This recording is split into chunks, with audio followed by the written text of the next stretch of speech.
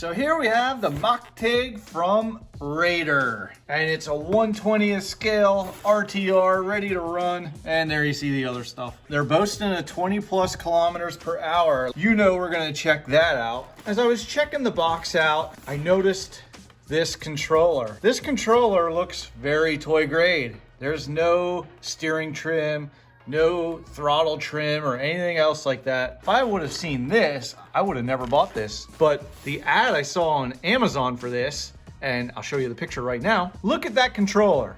That controller has steering trim, throttle trim, things that would suggest that this is not toy grade. Let's see what we have. We're gonna open this box up and we're gonna check out what controller I get. Do I get this one, which I kind of think I do? Or do I get the one that's in the Amazon picture? Let's see what I get. Drum roll, please.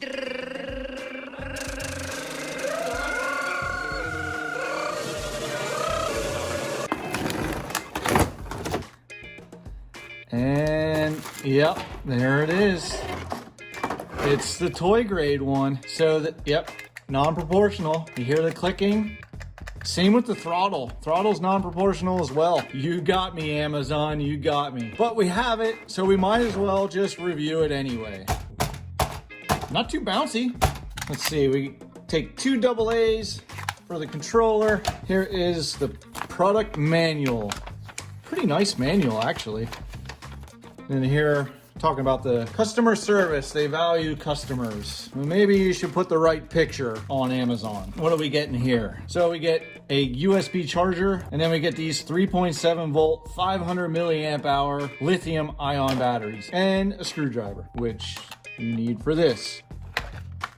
So because it is toy grade, there is your trim. Let's take the body off, see if we can see anything under there. A lot of these toy grade RCs, you can't really see anything. Yep, and that's how this is. They have everything encased in the chassis. I do believe this is a brushed 260. Not much to really see there.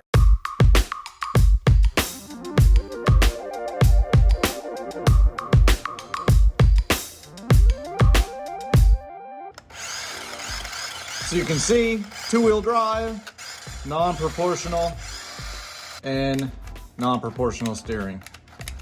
Looking at the suspension, you get independent shocks on the front, just friction shocks. Then in the back, this is all a solid piece, and that's what flex for your rear suspension.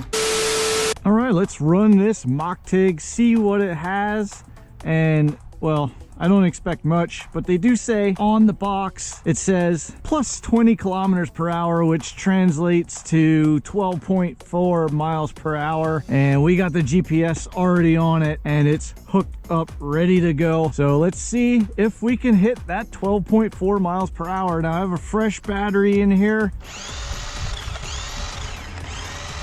I don't know. That's what they claim. So let's go into track and start. And let's see, 12 miles an hour, huh? 12 miles an hour. Ooh, it turns pretty sharp. Nice tight turns there. But there's no way this is 12 miles per hour. Look at it go. It's like in slow motion. Let's bring it over here and we'll see what we get here. I guess I was going about 65 tops. 7 miles an hour. We get 7 miles per hour, not 12.4 plus. You know, they have to put that plus on there. I don't know where they get these speed tests from. Other than checking the speed on this, I really don't know what else I want to test it on. It's too small to go in any grass or anything, so it's pretty much meant for the pavement, or if you run it in, it's definitely slow enough to run it in the house. So it would probably work pretty good there. So let's just run it around and see how long we get out of a battery.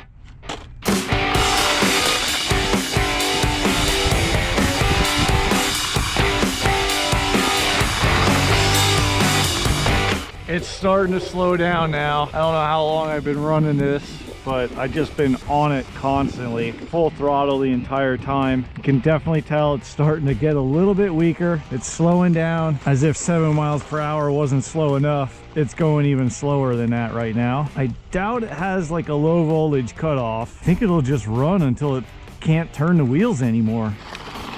Well, while we're at it, we can test the range, see how far we can go before we drop signal. I'll probably get too far away. I won't be able to get back here. Oh, there. Oh no, that was, I thought the battery died, but I dropped signal there. That wasn't that far away. That might have been maybe 120 feet. So not good on range, not fast. The battery's lasting a decent time though. Honestly, I can't believe it's still going. It's small. It fits in tight places. Okay, I'm kind of impressed with this battery life. I know I'm over 10 minutes right now. I know I'm over 10 minutes.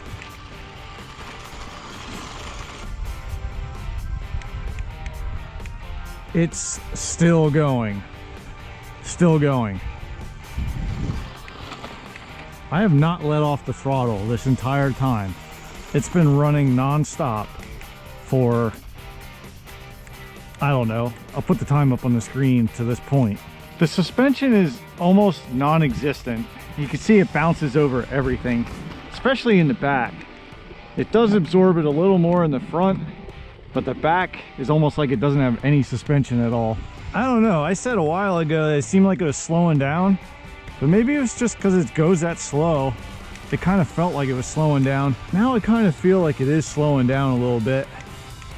And it should after running for how long already? Oh yeah, it's definitely noticeably slower. When you try and turn, using the power to turn, it really slows the motor down. There it cut out when I was just turning and giving it throttle at the same time. It just, yeah. Well, let's call that it. So I'll put the runtime up on the screen. That is about the only positive thing, other than how small it is. It makes it a great indoor little truck. This personally, I would not have bought it knowing that it was this toy grade. It would make a good little toy RC truck for a child, something to rip around in a house with, but other than that, save your money. But that'll do it for this video. Thanks for watching, and click that subscribe button if you want to join me when I check out some more ready to run RCs.